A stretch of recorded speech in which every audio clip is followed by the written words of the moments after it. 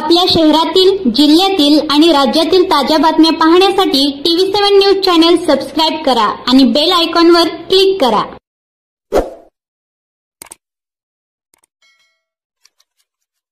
दिनांक 11 रोजी गुरुवारी संध्याकाळी साधारण 10:15 ते 10:30 दरम्यान जी घटना घडली, मोहोद बुद्रुक येथील एक तरुण मातंग समाजातील तरुण सुनील भाऊ कांबळे याच्यावरती साधारण 26 ते 27 वार करून त्याची निगृण हत्या करण्यात आली। या हत्येच्या निषेधार्थ आणि विविध मागण्यासाठी आज मातंग समाज आणि दलित समाज, बहुजन समाजाच्या वतीने या ठिकाणी मोर्चाचं आयोजन करण्यात आलं होतं।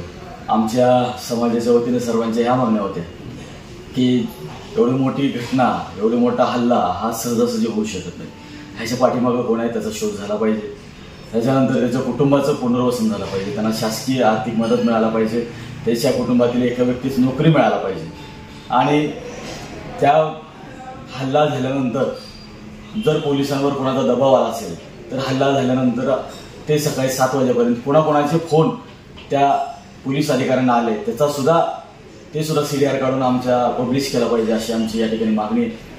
आणि सुनील कांबळे यांच्या हत्येचा निषेध मी सर्व तालुक्यातील जनतेला विनंती करणार आहे। ही हत्या एका दलिताची नाही, ही हत्या मानवतेला कायम असणारी हत्या आहे। ही तालुक्याच्या आपल्या अस्मितेची हत्या आहे। त्याच्यामुळे तालुक्यातील सर्वांनी एकवटलं पाहिजे आणि सुनील कांबळे यांच्या कुटुंबाला न्याय मिळण्यासाठी संघर्ष केला पाहिजे। जोपर्यंत त्या कुटुंबाला न्याय मिळत नाही, त्या कुटुंबाला आर्थिक मदत मिळत नाही, हा खटला फास्ट ट्रॅक कोर्टामध्ये घेऊन ज्या पद्धतीने कोपर्डीच्या माझ्या भगिनीला 2.5 महिन्यामध्ये न्याय मिळाला, तसाच पद्धतीचा न्याय सुनील कांबळेच्या हत्येमध्ये सुद्धा मिळायला पाहिजे, ही आमची प्रमुख मागणी आहे।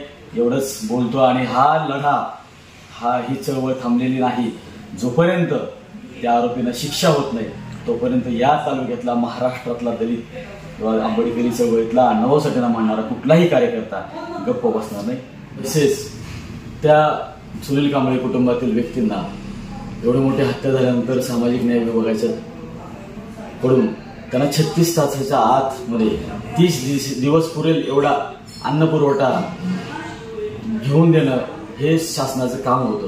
पण आज 9वा दिवस आहे तरी सुद्धा त्यांना कोणतीही मदत त्या ठिकाणी मिळालेली नाही। कोणताही वरिष्ठ अधिकारी, प्राथमिक पाहता या जिल्ह्याचे कलेक्टर आणि SP भेटायला यायला पाहिजे होतं घटनेच्या ठिकाणी, परंतु ते अद्यापही आलेले नाही आणि कोणतीही शासकीय मदत मिळालेली नाही।